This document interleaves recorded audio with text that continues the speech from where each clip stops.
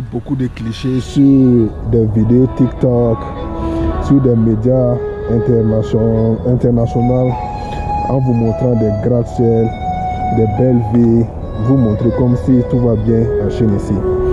Bienvenue sur ma chaîne YouTube. Moi c'est Seydou et ça fait 10 ans que je vis en Chine. Et le but de cette chaîne YouTube, c'est de partager des expériences.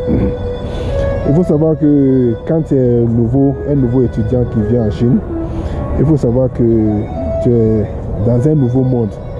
Tu vas trouver que tout est différent. Par exemple, le premier aspect, c'est le choc culturel. Il faut savoir que quand tu es dans ton pays, il y a des trucs que tu vois et que quand tu viens ici, tu vas trouver que ça devient étrange pour toi. Par exemple, quand tu es au pays, c'est des bonjours, c'est des bonsoirs à des inconnus. Mais en Chine ici, il faut savoir que ça c'est très différent. Les Chinois, ils n'ont pas l'habitude de faire ça. Chacun va à ses occupations, personne ne salue personne. Tu rentres dans les bus, c'est pareil, tout le monde est accroché sur son téléphone. Tu rentres dans le métro, c'est pareil aussi. Chacun va à ses occupations. Le deuxième aspect, c'est quoi? Le deuxième aspect, il faut savoir que c'est la nourriture.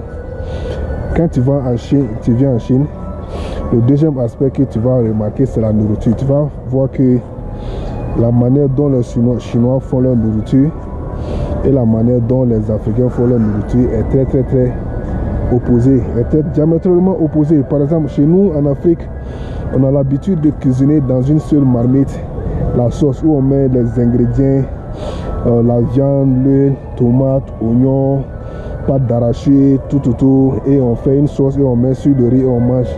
Mais quand tu viens en Chine, tu vas trouver que la nourriture, tout c'est gris, tout à part, je sais pas quoi dire là, à part faire bouillir le riz. Tout ce que tu vois, on met ça. Les Chinois, en matière de faire la nourriture, ils sont très rapides. Tu vas voir que en 2 ou 3 minutes, tu vas dans les restaurants, en 2 ou 3 minutes, ta nourriture elle est déjà prête parce que c'est des gens qui passent leur temps à griller de la nourriture. Et c'est des gens qui mangent beaucoup de végétaux. Comme nous, on n'a pas l'habitude de manger des végétaux, tu vas voir que tu vas constater que est-ce que les Chinois ne sont pas les végétariens?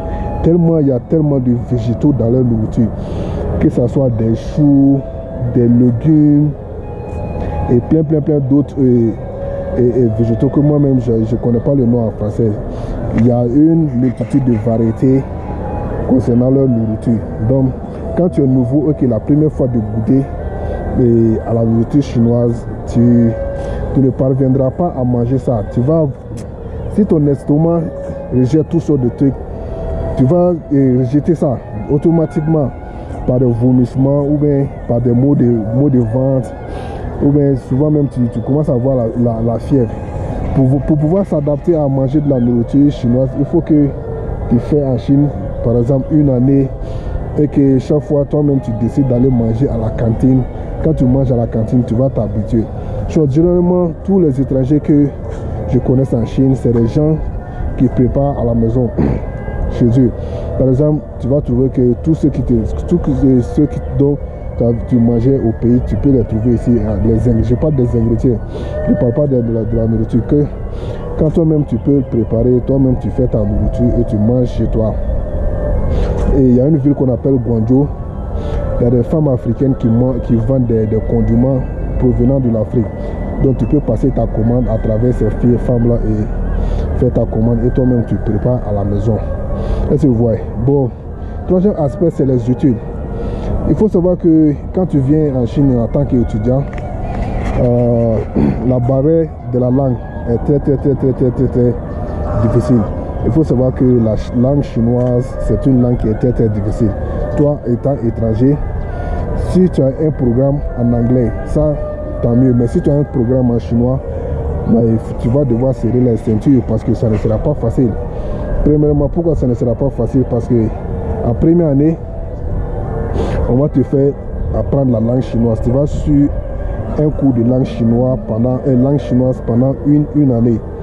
Et si vous voyez, durant cette 1 année, on t'apprend à être actif dans la vie chinoise. C'est-à-dire, on t'apprend comment tu t'appelles, d'où tu viens, quel âge as-tu, est-ce que tu as déjà mangé,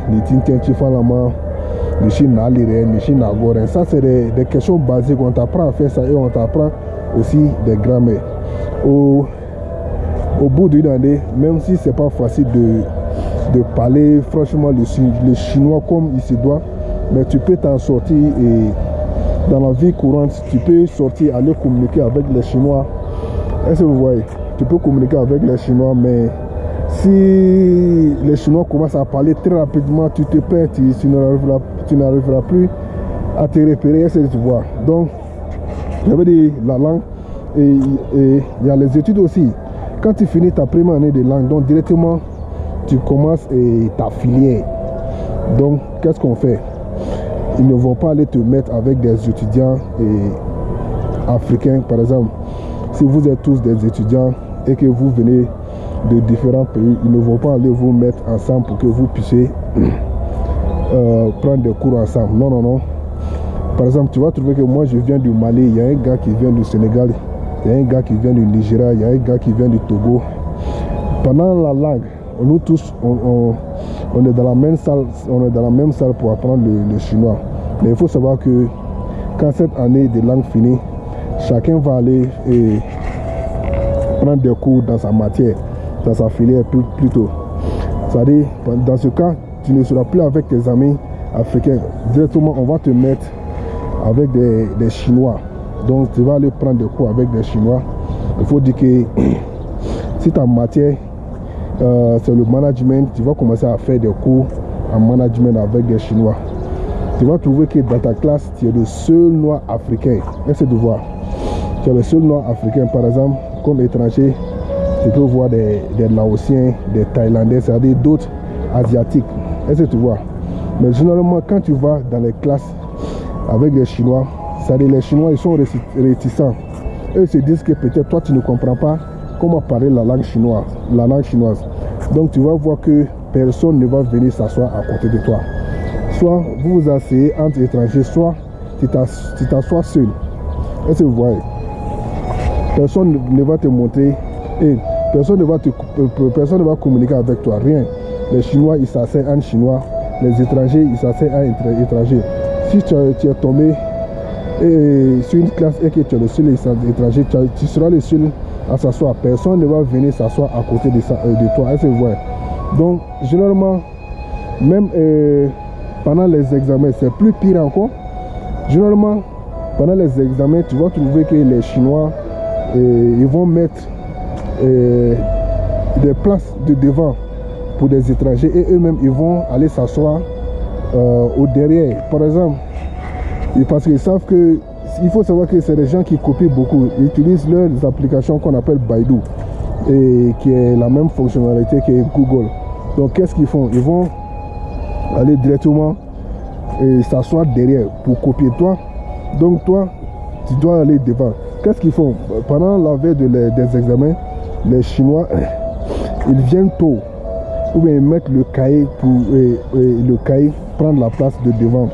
Là, directement, quand tu viens et que tu vois le cahier devant, donc toi-même, tu n'auras pas le courage de t'asseoir. Donc, tu vas dire que la place, elle est occupée. Est-ce que vous voyez? Donc, c'est un peu ça. Donc, pendant les examens, ils trichent. Et que toi, tu es là, tu ne comprends rien. Tu ne sais même pas qu'est-ce que la fiche d'examen est en train de dire. Donc, si tu as des amis, si tu n'as pas d'amis, tu seras obligé de les demander. Souvent, s'ils sont de bonne foi, ils peuvent te montrer ce qu'ils ont fait. Donc, toi, ils peuvent te montrer ce qu'ils ont fait. Mais tu ne comprends rien. Donc, qu'est-ce que toi tu fais? Tu ne fais que dessiner ce qu'ils ont écrit. Tu ne fais que dessiner parce que si tu dis que tu vas t'asseoir à écrire pour comprendre ça, c'est pas facile. Tu ne vas rien comprendre. Donc, durant l'examen, tu ne fais que reproduire ce qu'ils ont fait. Que ça soit vrai ou faux. Donc, toi, tu t'en fous. Le mieux, c'est d'écrire et se voir. Donc, après ça, après les examens, tu vas devoir choisir un thème pour ton mémoire. Là aussi, c'est encore plus pire. Parce que tu ne sais pas écrire en chinois. Qu'est-ce que tu vas faire? Tu seras obligé de chercher un ami chinois qui va écrire à ta place. Si tu n'as pas d'amis, tu cherches des connaissances qui vont t'introduire d'autres personnes.